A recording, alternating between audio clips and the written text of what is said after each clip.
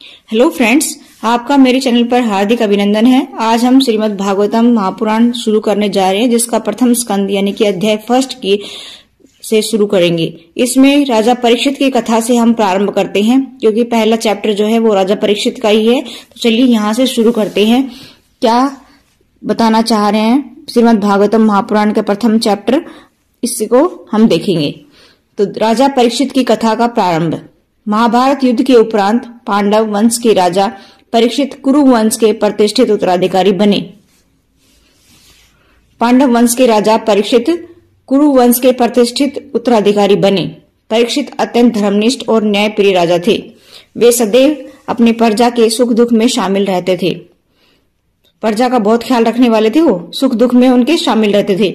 एक दिन राजा परीक्षित आखेट के लिए यानी कि शिकार करने के लिए वन में गए। शिकार करते करते वे गहरे जंगल में पहुंच गए। अत्यधिक प्यास के कारण व्याकुल हो उठे।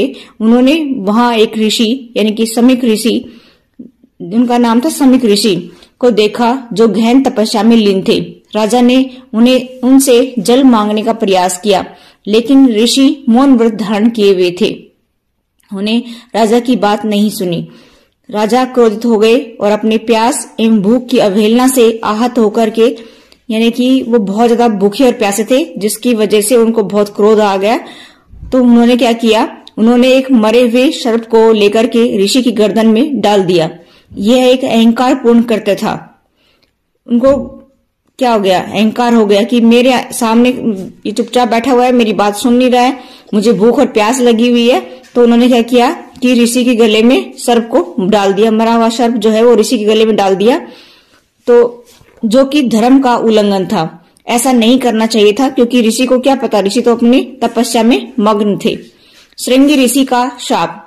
समीक ऋषि के पुत्र श्रृंगी ऋषि यानी कि श्रृंगी ऋषि जो है समीक ऋषि के पुत्र थे। जब उन्होंने देखा उनके पिता के गले में सांप लटका हुआ है, तो उनको भी बहुत ज्यादा क्रोध आ गया। जब ये अपमान सुनते हैं तो अपने तपोबल से वे राजा परीक्षित को श्राप देते हैं।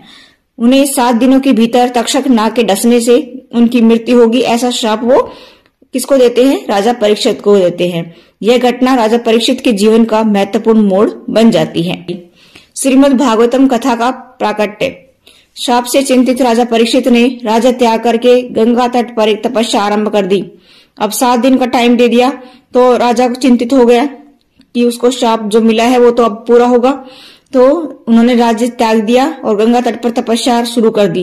उन्होंने अपनी शेष 7 दिनों की आयु को भगवान की आराधना और ज्ञानार्जन के लिए समर्पित कर दिया।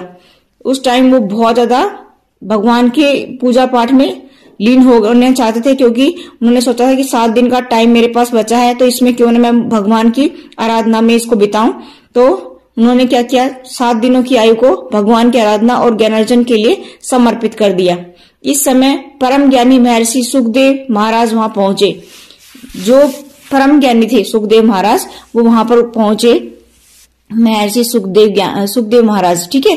तो राजा परीक्षित ने महर्षि सुखदेव से ये प्रश्न पूछा, जब जीवन का अंत निकट हो तो मनुष्य को क्या करना चाहिए? कौन सा मार्ग सबसे श्रेष्ठ है जो उसे मोक्ष की ओर ले जाए? अब देखिए, राजा परीक्षित को पता नहीं था, पूजा पाठ तो करना उन्होंने शुरू कर दिया, लेकिन उनको पता नहीं कि 7 दिन का टाइम है तुम्हारे पास और अब क्या करना चाहिए। तो उस टाइम महर्षि जो परम ज्ञानी थे सुखदेव महाराज, वो पहुंच गए। तो उन्होंने उनसे प्रश्न किया कि अब जब जीवन का अंत समय निकट हो तो मनुष्य को क्या करना चाहिए, कौन सा मार्ग उनके लिए श्रेष्ठ है, वो बताइए जो मोक्ष की ओर ले जाए। तो महर्षि सुखदेव ने क्या उत्तर दिया, सुनिए। हे राजन, इस जीवन का सर्वोत्तम उपयोग भगवान श्री हरि की भक्ति में है। उनके दिव्य चरित्र, अवतार और लीलाओं का श्रवण, कीर्तन और ध्यान करना चाहिए। यही आत्मा की मुक्ति का मार्ग है।